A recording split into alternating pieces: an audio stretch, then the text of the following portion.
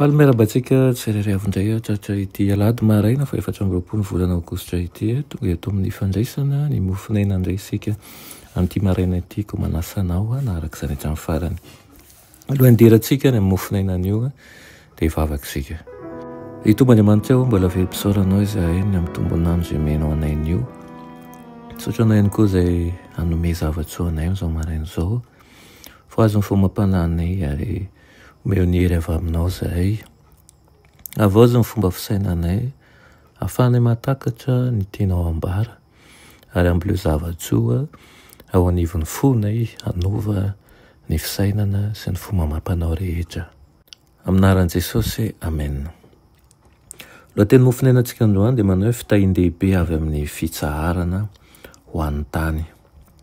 Ary amin'ny Levitikosy 5:20 sy ny 14 manao hoe: eny taona no hamafazanao ny taninao, eny taona no hanamboaranao ny sahanao sy hanangonanao ny vokatra, fa ny taona fahafito kosa ho tena fitsaharana ho an'ny tany dia sabata ho an'i Jehova, aza mamafy amin'ny taninao ihany ary aza mamboatra ny sahanao. Amen. Ny fetin'ny tabernakely na ny fety fitsinjana miaraka amin'ireo fanatitra avy tamin'ny tanimbonkazo sy ny saha, ny fitoerana tamin'ny trano ratsakazo, ao anatin'izany koa ny fivoriana sy ny fanompom-pivavahana masina, ny fandraisana mahafatra-po an'ireo mpiasan'Andriamanitra, ny levita mpanompo tao amin'ny tabernakely sy ireo zanany, dia ao koa ireo vahiny sy ny mahantra, dia mamoa fo ny saina ho amin'ny fankasitranan'Andriamanitra izay nandrava ny taona tamin'ny fahatsarany ka nanome zavatsoa ny lalan-kalehany. Volana anankiray manontolo isan'ny taona no natokan'ireo Israelita tia vavaka ho amin'izany, fotoana izay tsy hiasana na hanaovana raharaha izany, ary saika natokana indrindra ho an'ny tanjon'ny fanabeazana. Ny hampianatra ny vahoakany ny amin'ny fitsipika ara-drano mikasika ny fananany tany izay nampitaina tamin'ny taranaka ny fandimbo ny tanjon'Andriamanitra raha nizarany lova tamin'izy ireo izy. Nozaraina tamin'ny olona rehetra ny tany Kanana, afa-tsy ireo levita ihany izay mpanao raharaha tao amin'ny tabernakely ka tsy voakasika izany.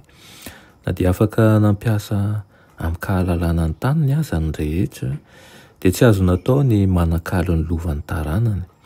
Raha nisy nanao an'izany dia manana zoaka izany indray amin'ny fotoana rehetra izy.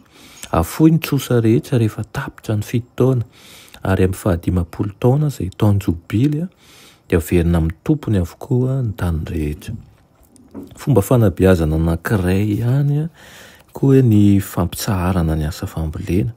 Isaky ny 7 taona tsy novolena ny tany ary navela ho an'ny malahelo ny vokatra.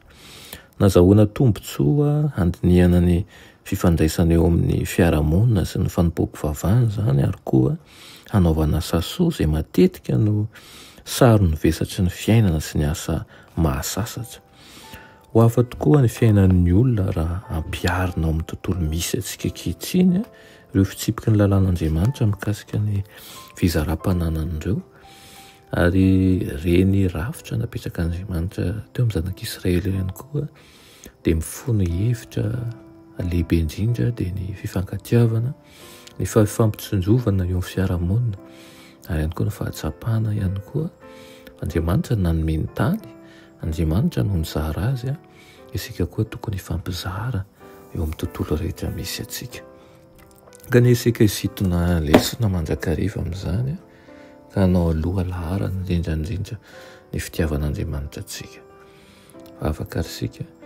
Andriamanitra tianay io mbola misaotra anao izay ny amin'izany teninao izany, mangataka aminao izahay mba volenao fo mangoraka, fo feno fitiavana avy aminao, ary ihany koa mba hahafahanay misonitra bebe kokoa amin'ny fanarahana anao hatrany, eo anay ny toe-tsaina mendrika anao ary ampio izay amin'ny alalan'ny fanahinao masina hanatanteraka an'izany. Aminaran'i Jesosy, amen.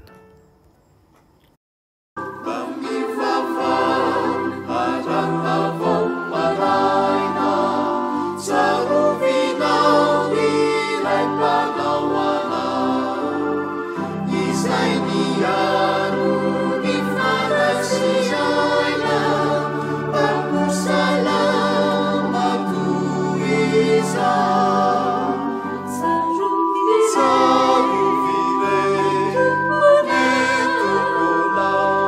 miaro